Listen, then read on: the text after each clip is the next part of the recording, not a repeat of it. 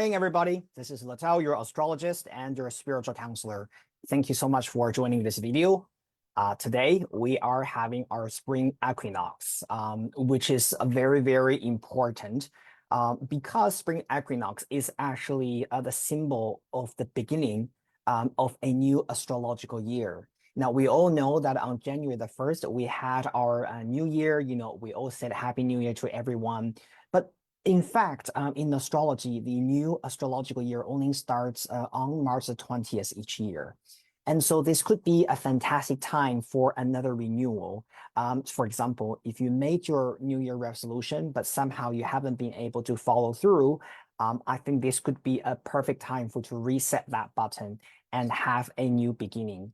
Meanwhile, if you have been feeling that things have been slow and you haven't seen the results of your endeavors yet, spring equinox could also be a pivotal point for you to do a little bit of ritual, for you to, again, have that, restarting the engine energy at this moment.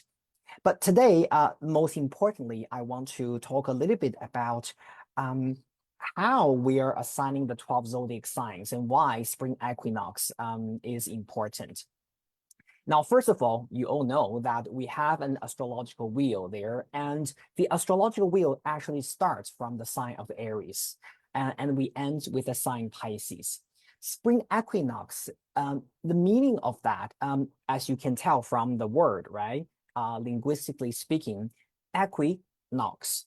Equi means equal, and nox means night. So spring equinox actually means the equal of day and night. So that's the reason why this is the day that we are having the start of spring. Because in wintertime, our nighttime is longer, our daytime is shorter.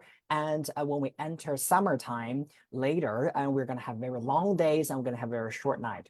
But spring equinox is one of the 2 days, during a whole year when we have equal day and night. And so this is a very beautiful day because we're seeing the very beautiful balance between the day and night and the yin and the yang and the masculine and the feminine. And so I think this could be a perfect day for us to find that balance in us and make that wish that we want to be balanced and we want to be able to embrace both the day and night equally and harmoniously. Meanwhile, for example, literally yesterday, I've got a client asking me, why does, Aries start on, March the 20th? And why does certain sign is assigned, let's say, to a certain period of time in the year? It's actually not arbitrary at all. For example, when we talk about spring equinox, which is the first day of Aries, meaning the sun has just entered Aries and left Pisces, we're looking at Aries as a sign that is very courageous. It's a new initiation, right? Someone that is very, enterprising, that is very focused and very, goal-oriented, right? And it's almost like the newborn baby having its first cry. And so that's the reason why we're assigning this to Aries, because that's the spring equinox is really the starting of the new astrological year. And this Aries, like the newborn baby energy, can very be resonated with this concept. And of course, when we are, looking at other signs, it's the similar theories. For example, there are 4 cardinal signs: Aries, Libra, Cancer, and Capricorn. And the reason why we call them cardinal signs is because they all represent the initiation, the starting point of something, because they represent the first day of each season. Aries, March the 20th, and that's the start of springtime, and that's why there is an initiation there. Cancer is the starting day of summertime, and that's usually on, let's say, June the 20th and 21st. And then the next one would be Libra, which is a starting day of autumn or fall. And finally, we have Capricorn starting on December the 20th or 21st, and that's usually the first day of winter. And so when we're talking about these signs, we're talking about they are the ones starting things. They are the ones starting the first day of each season and bring us to this new realm, a new period of time. And the difference between them, of course, Aries is a kind of fire sign, right? So Aries is all about starting something with our passion, new ideas, creativity, all that, fiery energy. Cancer, on the other side, is a cardinal water sign. And so Cancer likes to start things because of an emotional response, because we feel something. Emotionally, we are more intuitive and emotional, right? And that's how we start things. And Libra is also a cardinal sign, it's a cardinal air sign. And so Libra energy is about initiating things through communication, logical thinking, thought.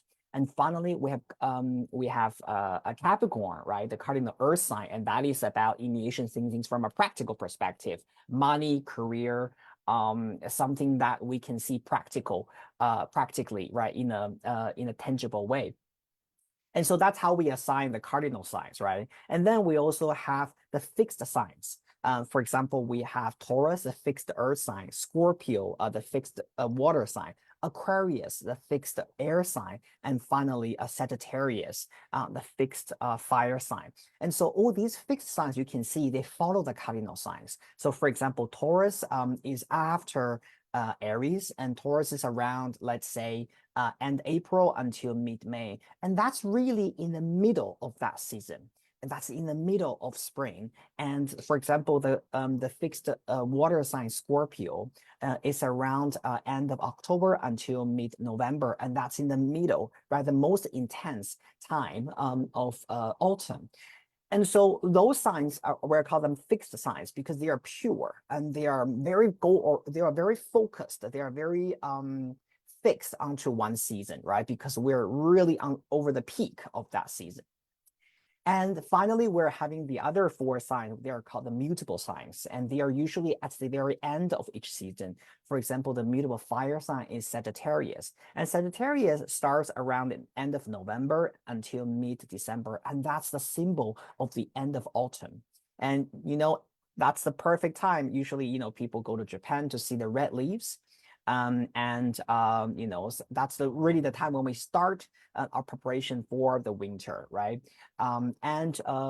Let's use another sign, the mutable air sign would be Gemini, and Gemini is the end of springtime, and that's around the end of May towards the very beginning and mid of June, and that's before Cancer, before the starting day of summertime. And so the reason why they're called the mutables is because they're connecting the two seasons. Gemini is connecting spring, is completing spring, and then bring us into the next one, which is summer. The Cancer is waiting for us. Or we're talking about Sagittarius. They are completing the autumn time and bringing us to the winter season. And so that's how we assign the 12 zodiac signs. Now back to spring equinox. Now I would assume that you understand why this is important, because Pisces has finished. Pisces is a mutable water sign. And so it has just finished and completed for us the season of winter. And from today, when the sun moves into Aries, we are resetting that button and we are renewing the energy and welcoming a new astrological year. And that's the first day of springtime, the first day of Aries, which is today. Apart from astrology, yeah, of course, when you look at a religion, it's also very much related. For example, our spring equinox and season of Aries is also related to, for example, the Passover, right, in Judaism. And we're also having, let's say, Easter, right, in the beginning of April. That's also over the Aries season. And Easter is about the birth of Jesus Christ. And when you look at all these things, right, and happening around the world, it's very interesting that you can find the synchronicities of this birth energy, renew and starting something during this period of time. Now, I just want to wish everybody a fantastic and successful and exciting new astrological year from today, March the 20th. And have a wonderful year, and I'll talk to you very soon in the next video. Bye.